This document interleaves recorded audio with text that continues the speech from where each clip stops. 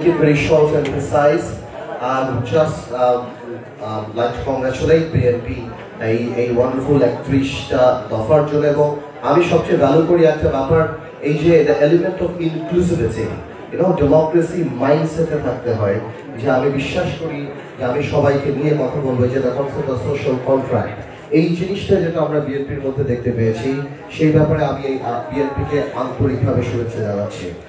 সময় স্বল্পতার কারণে আমি অনেক কথায় যাবো না। উই ডু হ্যাভ অ্যাক্সেস যে আমরা বিএনপির সাথে আলাপ করতে পারি, তবে আমি বিশ্বাস করি যাতে বিএনপি 31 দফা তাতেই জানি না থেকে যায়, সময়ের সাথে সাথে আমরা যদি আরো কিছু প্রয়োজন হয় আমরা যদি আরো অনেক কিছু অ্যাড করতে পারি সময়ের সাথে সাথে।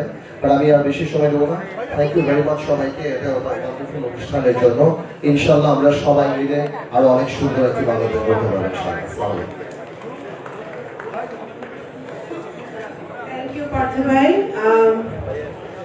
I would like to request Mr. Rafiqul Islam, Assistant Secretary General of Jamaat-e Islami, he was in the Maghrib prayers, to make a few remarks on this issue. Thank you.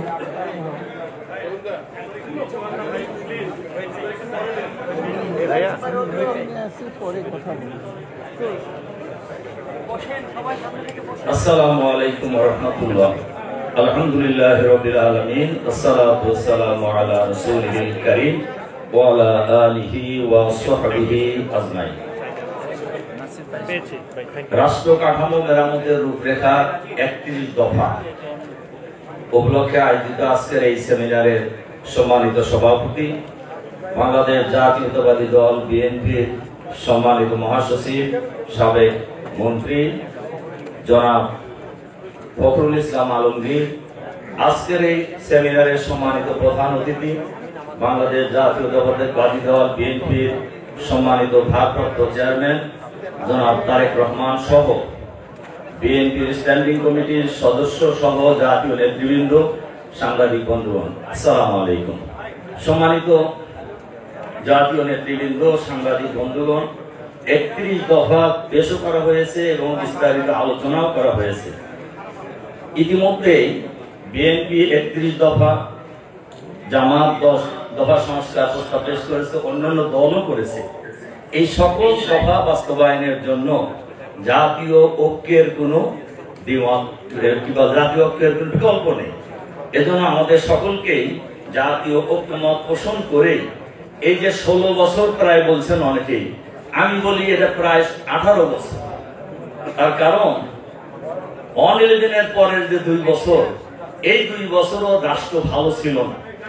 কাজেই আরো যদি আগায় যাই আমরা, তাহলে 28 অক্টোবর 2006 সালের পল্টনের হত্যাকাণ্ডের মধ্য দিয়ে দেশে ফ্যাসিজমের উৎপত্তি ঘটেছে এবং যাত্রা শুরু হয়েছে এবং এই ফ্যাসিজম গোটা রাষ্ট্র ব্যবস্থাকে তছনছ করে দিয়েছে। কাজে এই তছনছকৃত রাষ্ট্র ব্যবস্থাকে যদি মেরামত করতে হয়, জাতীয় ঐক্য লাগবে এবং জাতীয় ঐক্যের ভিত্তিতে যখন যেটা প্রয়োজন সেই সংস্কারের মধ্য দিয়ে আমরা বাংলাদেশকে আগামী দিনে একটি আধুনিক বাংলাদেশ, সমৃদ্ধ বাংলাদেশ, কল্যাণের বাংলাদেশ হিসেবে আমরা গড়ে তুলব ইনশাআল্লাহ। এই প্রত্যাশা রেখে বিএনপিকে 31 দফা জাতির কাছে পেশ করার জন্য ধন্যবাদ জানিয়ে আমার বক্তব্য এখানে শেষ করছি। আল্লাহ হাফেজ। আসসালামু আলাইকুম।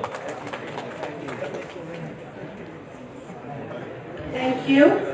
In fact, all the political parties and the leaders present in this room today actually proves that the 31 points is initiating an inclusive politics in Bangladesh.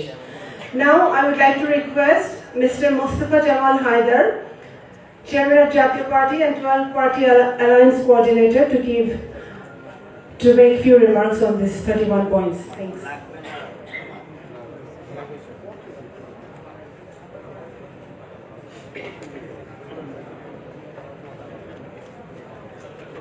বিসমিল্লাহির রহমানির রহিম।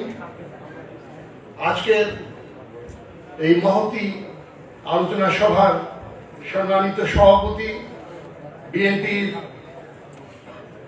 মহাসচিব জনাব মির্জা ফখরুল ইসলাম আলমগীর, এই অনুষ্ঠানের প্রধান অতিথি বিএনপির ভারপ্রাপ্ত চেয়ারম্যান, জননন্দিত নেতা জনাব তারেক রহমান, উপস্থিত নেতৃবৃন্দ, সুধীবৃন্দ, আসসালামু আলাইকুম। কথা বলার একদম সময় নেই, আমি সংক্ষেপে শুধু একটা পয়েন্ট শুধু আপনাদের সামনে তুলে ধরতে চাই। সেটা হচ্ছে এই, আমাদের আজকের যে প্রেজেন্টেশন তার মধ্যে সমস্ত কিছু অত্যন্ত চমৎকার ভাবে লিপিবদ্ধ আছে। আমাদের উন্নয়ন, আমাদের শিল্পের বিকাশ, আমাদের সামাজিক জীবনের উৎকর্ষতা সবকিছু আছে। কিন্তু একটা জিনিস আমার কাছে ভীষণ ভাবে মনে হয়েছে, এর গ্যারান্টি ক্লজ কোথায়? কেন এইগুলি অতীতে বারবার ব্যাহত হয়েছে? সেই যে ভারতের পররাষ্ট্র সচিব সুজাতা সিং তার বাংলাদেশ সফরের মধ্য দিয়ে সেদিনের সেই যে তথাকথিত নির্বাচন এবং নির্বাচন পরবর্তী সরকার আজ এই 5ই আগস্ট পর্যন্ত যে শাসন চালিয়ে গেছে, সমস্ত উন্নয়ন, সমস্ত পরিকল্পনা, সমস্ত গণতান্ত্রিক কাঠামো ধ্বংস করে দিয়ে গেছে, তার বিরুদ্ধে